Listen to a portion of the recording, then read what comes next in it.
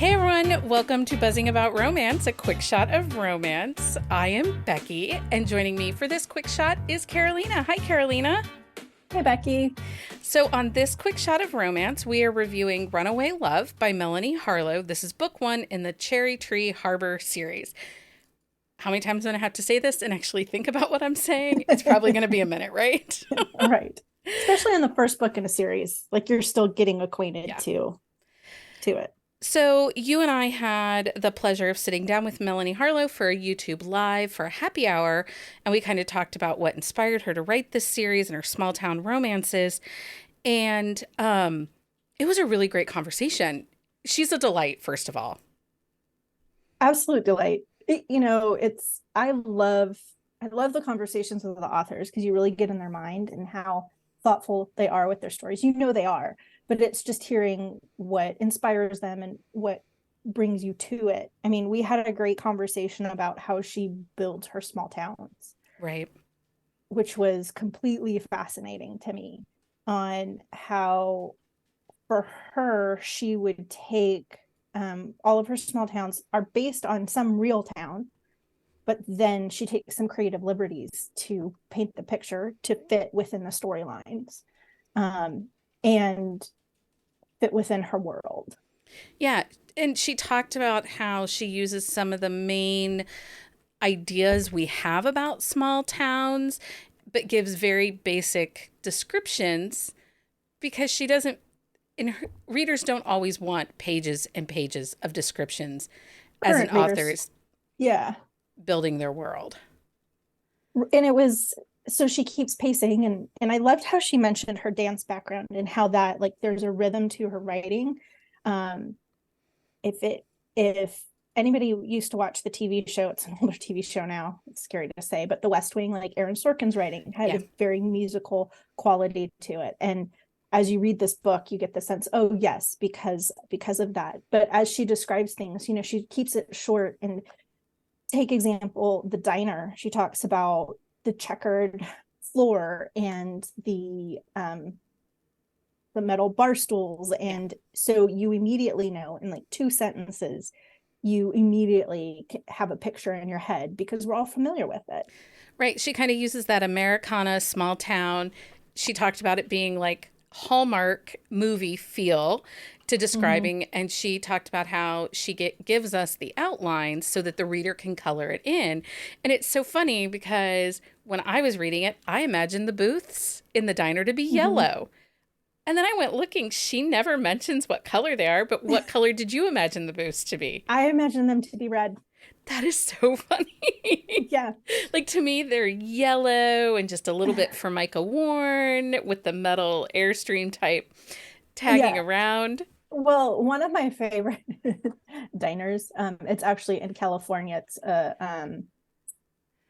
It's a chain now, but Ruby's Diner has that, like, has the checkered floors and the red booths, and they're very 50 style. So this is not quite that. Like they're burgers and fries and Yeah. shakes, right? But I pictured that aesthetic, the setting of that, even though, like, but with her diner's food, because they talk about the food that you Yeah. can get in that diner, which is more home style family, family meals.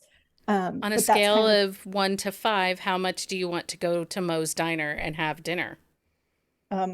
like 1,000. That's what I figured. The foodie. Anytime you talk about a diner or a cool food place, I am there. Like, I'm the I love foodie that. all the way. I love that. Um, okay, so you can go back and watch that happy hour over on our YouTube. I'll link it in our on the shelf show notes. You can also find the synopsis for this book on our website at buzzingaboutromance.com in our on the shelf show notes. Book stats for this release. May 4th, 2023 is when it came out. It is in Kindle Unlimited. It's a single dad nanny, grumpy sunshine, small Super town. grumpy. So Super grumpy. grumpy. So grumpy. And it truly is grumpy. He's not just a jerk. He has a purpose Yeah. for being grumpy. Um, Small town family series, A Runaway Bride. I am a fool for a Runaway Bride. I love it. I love it. And this is Opposites Attract. I would also say blue collar, because he is in construction carpentry. Yeah. So even though he does own it, co-own it with his dad, I mean, Yeah. it's what he does. I think that that's really typical for Melanie Harlow heroes. The majority of her heroes, I think, are first responders or blue collar. Yeah, I would agree. This is also close proximity, obviously, because she's the nanny. She also typically also has, because I think of Cloverleaf Farms, Mac, like she'll have one business type suit in a series. Well, Also, yeah, yep, and she talked but about that for this they're series too. they're ingrained in like the family business, Yeah, so it's not typical, like, you know. yeah. Anyways, This new series is called Cherry Tree Harbor. This is a series of standalones. I have put out percentage at 29%, but this is not P and V 29%. no, that's at 51%. 51%. But they have some pretty hot and heavy kisses that steam things up. And then there's kind of a little bit of a tease and a window. There's a tease in a window. I mean, because once they cross that line, after they get past that 51%, like it's hot. It's It's hot. on. But I think the I mean, chemistry and the buildup that she gives us in this book is phenomenal. Like, yeah. you felt the tension from the moment he opens that door and there stands a bride in full wedding regalia To interview for a nanny job. to interview for a nanny job. Okay, so the other thing is there a third act breakup? Yes, there is. They do part ways for a moment. Okay, let's talk about Austin, our super, super grumpy hero. Oh, Austin. He is grumpy in all the best ways. He is like the grumpy hero that you want. There's some grumpy heroes that you just get annoyed with and that are just kind of on the jerks side. And he is not, because he has the weight of so much responsibility on his shoulders and doesn't feel like he can do the things he loves. The way that Melanie writes these two characters, I really wanted to give them both a hug for very different reasons. Yeah. For Austin, he's the oldest child. He has four younger siblings.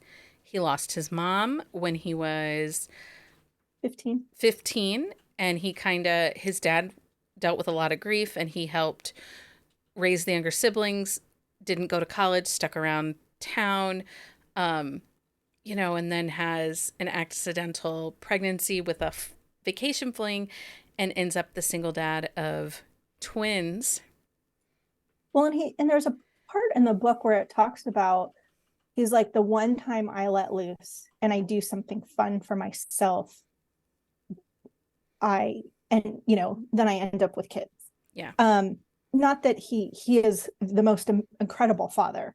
Like, you get that from the beginning. He cares about them deeply. When he's looking for a nanny and interviewing and showing, even the kids are like, nope, we have tour charts, we have schedules, we have like, they know their father, they know their father's buttons, they know how to get on the good side, how to push his buttons. It's really hilarious. The chore charts. Oh, they pop up throughout the book. It's great. So funny. And they have routines. He has things set. But it's a person who, it's like the one time that every time they do the thing that people want them to do, or they should be able to do, there's consequences for it, and they get hit with that. So it's really hard for him to,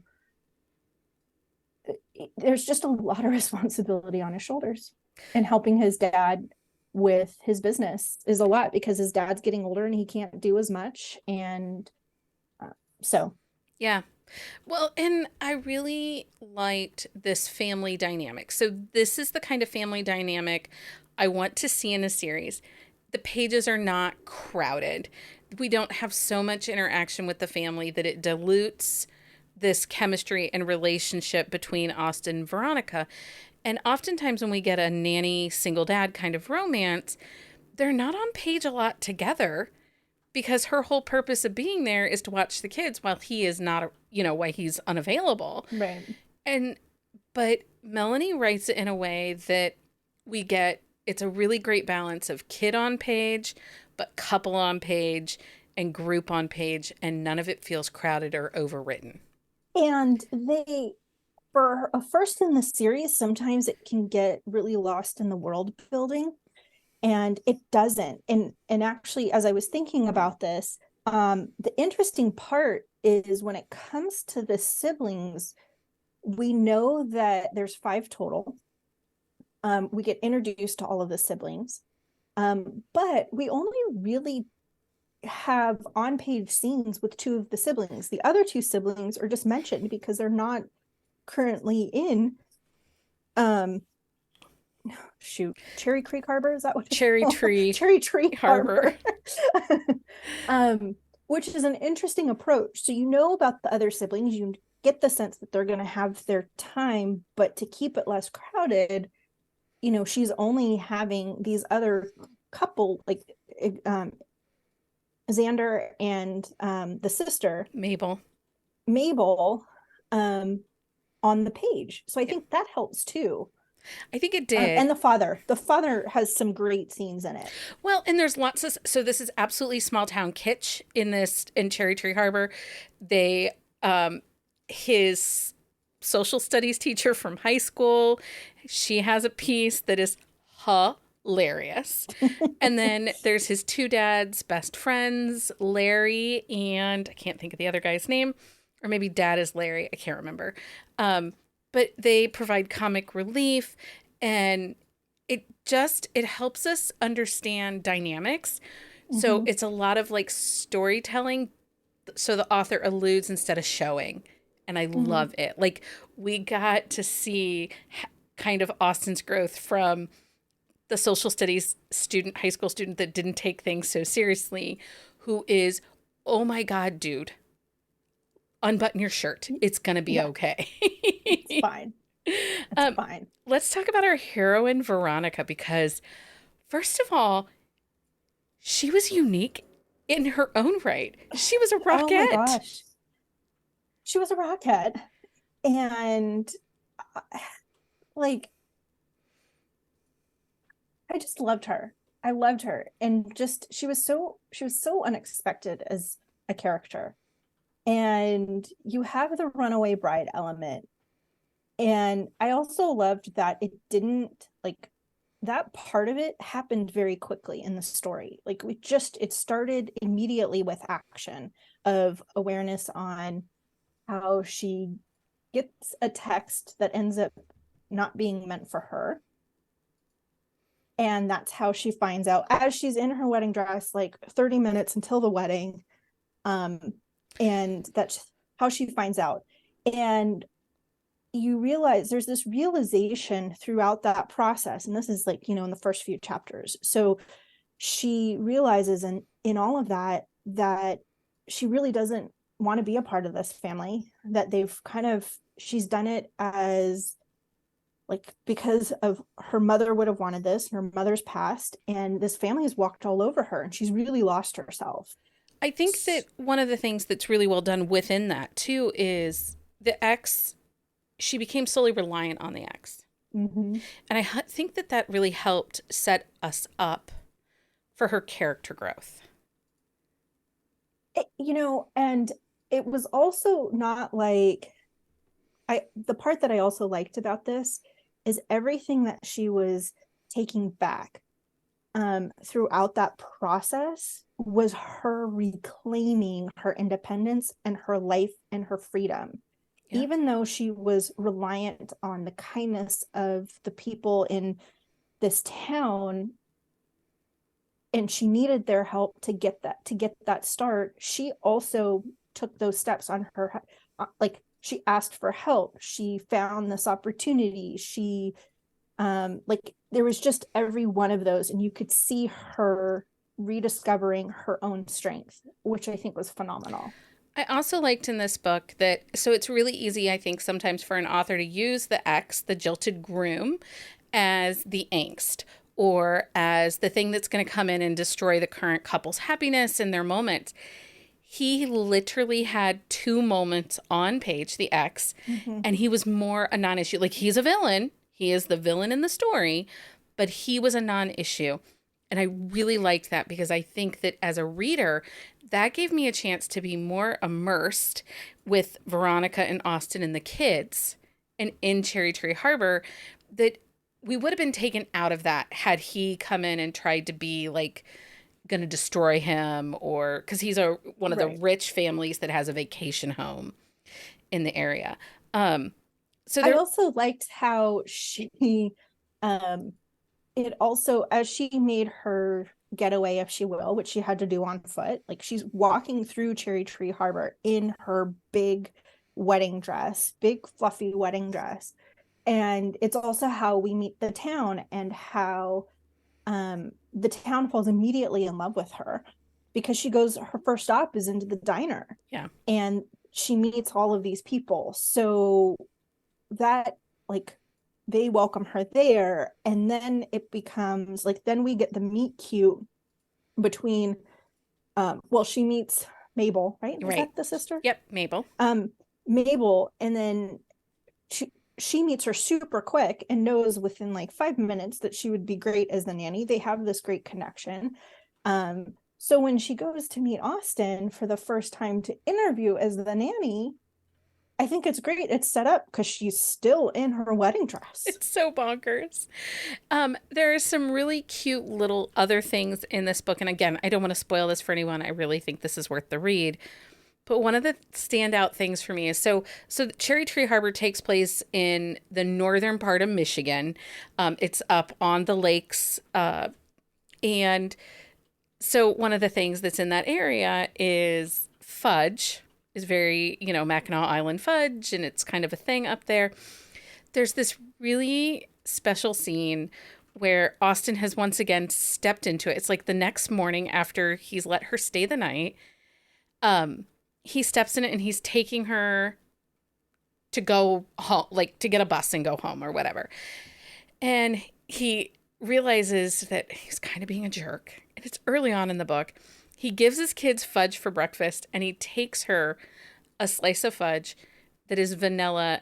And when he hands it to her, I just think it was when he hands it to her and he says, "Here's vanilla fudge. They didn't have any with sprinkles." I asked, it's in that moment that you realize how much of a listener he is. Mm-hmm. And that Because he's, she talks about, they had a conversation about cake before and what kind yeah, of or ice cakes cream that she her likes. mom took her for ice cream and it was Yeah, vanilla ice cream and with it was with sprinkles, sprinkles, something like that. which is really basic. It's not fancy, but that was like one of her great moments of joy. And he listened. And I think that for a hero, that kind of exalted Austin a little higher into the book boyfriend realm. Yeah, Because who doesn't like a guy that listens? absolutely. And I think there was a lot of that. I mean, there was also a lot of internal on both sides, and it didn't get, um sometimes when there's just too much internal dialogue, I like her but I shouldn't, or vice versa. Like it gets like, okay, come on, we get it, they don't, but this never had that. It just kept moving. I also wanted, one part I really loved, because I grew up dancing and I've seen the Rockettes. They're stunning, absolutely stunning, incredible, and the work that they go through to have that position is incredible. But throughout the story, she still weaves that dance element into it, in the sense that, um, Veronica teaches a weekly class at the senior center, for free, just because she helps all the seniors and she makes friends with all the seniors. She does yoga with the kids. She also Tap shoes with creates change. tap shoes with the kids, with pennies, like tape on their sneakers, and sticks pennies to it, where the taps would go. And I just love those moments because they she didn't miss an opportunity, in the character just in the nature of the character. Sometimes people mention something as like, oh, I want this character to be XYZ. And then it's mentioned maybe once or twice in the beginning and it's forgotten through the rest of the story. And this was just developed and continually developed. So she did a great job of really keeping the core of who the characters were throughout the story. It creates a lot of continuity for the character. So we know she's a rockette. And while she's not in New York City, she's in small town Michigan, we still get pieces of her passion of music and dance because of that. And that just is a testament to how well this story is written and how Melanie Harlow did such a great job in plotting it out. And one of the things that was I really liked how she wrote in this book is Austen comes from this big family. They're a little bit in everybody's business. Veronica was an only child of an only child who was no contact with her parents. So Veronica growing up only had... No contact with her father. Well, no contact with her father, but she also... Her grandparents cut off her mom, too. Yeah. And so she had this... And there's a pivotal scene in that where she knows that they're cut off. Yeah. But it shows you the differences that, you know, Austen doesn't begrudge his family at all. But Veronica wants what he has.